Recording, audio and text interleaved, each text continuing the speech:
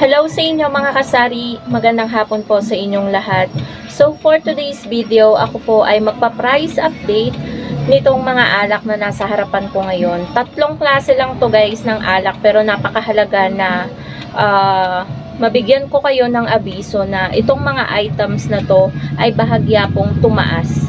So hindi po natin napapansin dahil sa hindi po natin pag-check ng resibo sa tuwing mamimili po tayo ay tumataas po itong mga items na to. Baka po yung bentahan nyo po ay sa puhunan na lang, or kung kayo po ay wholesaler ay wala na po pala talaga kayong tinutubo. Kung lalo na kung wholesaler kayo na ang patong nyo lang talaga, alam ko sa mga wholesaler maliit lang talaga yung pagpapatong nila. So ayan, ma-update ko kayo guys. Etong mga items na to ay binibili ko po mga kasari kay Dali. Alam nyo naman po na medyo mura-mura kay Dali, na kapag nagtaas kay Dali, malamang sa ibang mga pamilihan ay nagtaas din po. So, mas mataas dun sa ibang pamilihan kaysa kay Dali. Kaya, maganda na nag-inform ko din kayo na tumaas yung mga puhunan ng tatlong pangunahing alak na ito, which is Alfonso, Quatro, at Gin Bilog. So, bago po ako mag-start mag-vlog, ano yun? Wala po akong karton. Mamaya pa po yung deliver ko.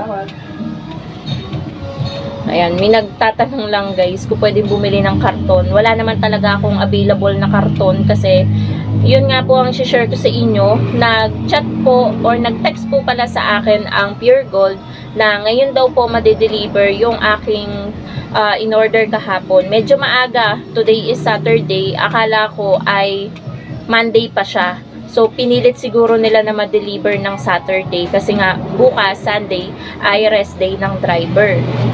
So, ang total ng pagbabayaran ko kay Pure Gold ay maliit lang po mga kasari, 2,814.30. Kaya hindi ko na po yun mga kasari iba-vlog, hindi na ako mag-grocery haul. So, yun. Binanggit ko lang sa inyo. Konting items lang naman yun, kaya hindi na ako mag-grocery haul. Dito na lang tayo mag-focus sa pagpa-price update ng tatlong alak na ito. So, magkano na nga ba ang puhunan ng mga alak na to? Gaano ba kaliit or kalaki yung itinaas ng mga items na to? At ilang porsyento yung patong ko sa tatlong klase ng alak na ito? So, unahin ko na po sa inyo mga kasari is ito na lang, Alfonso. Etong Alfonso guys, ayan, maraming nag-aano, 300 lang daw sa kanila, 290, 310. So, ang bentahan ko po nito mga kasari ay 310 pesos. Before ay 10 pesos lang, pero tumaas po kasi. So, kailangan din po nating mag-adjust kasi hindi naman po biro ang puhunan po natin dito kay Alfonso. So, ang puhunan na po nito kay Alfonso, kaya ko nalaman na tumaas ito, habang namimili ako kay Dali, may narinig ako na lalaki humiyaw, tinanong si cashier kung magkano na daw po ang puhunan ng Alfonso. So, sumagot yung cashier na 279 po, sir. So, ayun. Sabi ko, parang tumaas ah. So, napaisip ako, akala ko 260 ang puhunan nito kay Dali. 279 na pala. So, compute ako. Ang liit na lang pala ng patong ko. Kasi 310, di ba, dapat at least 20% yung patong natin dito. Imagine mga kasari, ang patong ko lang dito kay Alfonso ay 11%. 279 yung puhunan nito, 310 yung ating bentahan. So, 11% lang po mga kasari yung patong natin dito. 279 yung puhunan. So, di ba? 279, 310, 279 yung ating meron tayong 31 pesos. Pero sa 31 pesos na yun, 10% lang po yung patong natin. Imagine, ang laki din pala ng tutubuin kung 20% mismo talaga yung patong natin talaga kay Alfonso. So, ito siguro sa mga ibang pamilihan, mga 285 na yung puhunan. Kasi kay Dali nga, tumaas, diba? 279 na. So, ayun, check din po tayo mga kasari ng resibo kapag bumibili tayo, lalo na sa alak. Kasi lalo na ngayon, magiging patok ang alak, darating yung mga Christmas party, dadating ang Christmas, and then yung New Year, 'di ba? So, kailangan talaga nating mag-restock talaga ng alak. Kaya, ngayon pa lang, unti-unti na tayong bumili, and i-check din natin yung resibo. So, sa second naman, guys, is ito pong ating 4 na nagiging mabenta na ulit. 4 at yung Alfonso kasi bumebenta lang yan kapag may mga mahalagang occasion like yung mga ganyang Christmas party, ganyan. So, itong 4, nagiging mabenta siya sa mga construction worker, ganyan. So, kapag sahura nila, 4 yung binibili nila. Minsan, ito, gin bilog.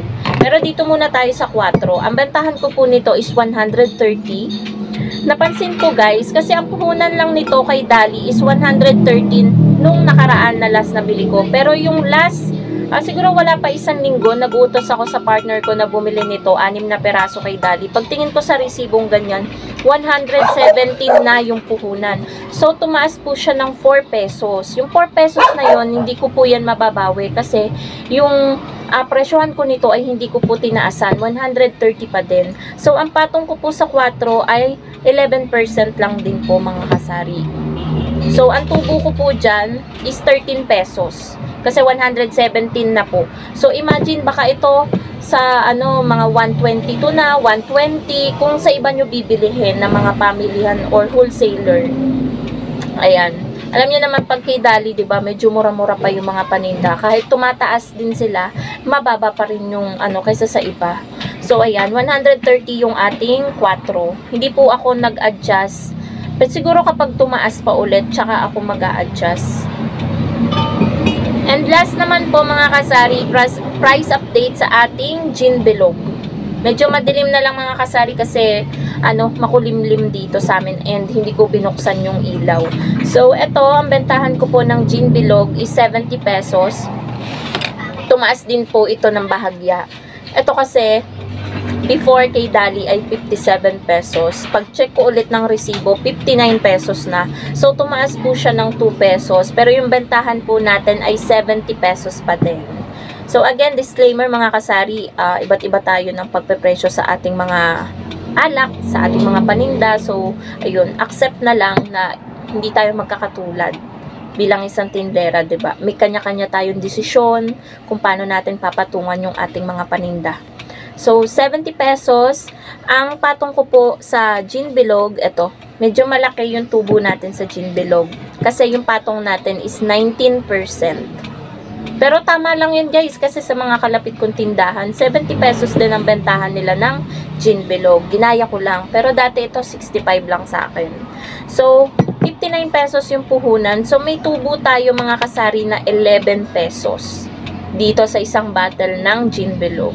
Ito medyo bumebenta to ngayon kasi patuloy mga birthday dito, mga kapitbahay ko bumibili ng isa-isa, pandala nila, sinisiksik dito sa tagiliran nila, pandala nila doon sa inuman. So ayan, 19% naman ang patong ko dito. So yan po mga kasari, yung mga alak na bahagyang tumaas. Kaya i-check nyo pa rin po yung mga resibo na nakukuha nyo sa mga wholesaler, basta sa mga pinamimilihan nyo, always nyong i-check kahit hindi alak, kahit mga groceries kasi hanggang ngayon patuloy pa rin yung pagtaas ng mga paninda. So ayun guys, sana nag-enjoy kayo sa pag-update ko sa inyo ng 3 alak na ito. So nagtaas po sila ng bahagya. Thank you so much for watching. Shoutout po sa lahat na nagpapa-shoutout and God bless po. Bye guys!